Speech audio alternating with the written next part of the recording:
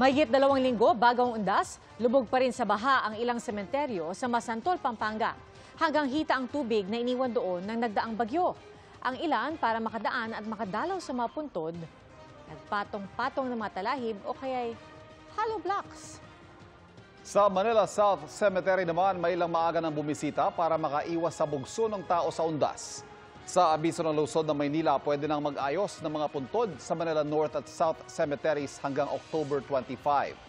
Simula October 30 hanggang November 2, bubuksan ang gates sa mga sementeryo mula alas 5 ng umaga hanggang alas 5 ng hapon.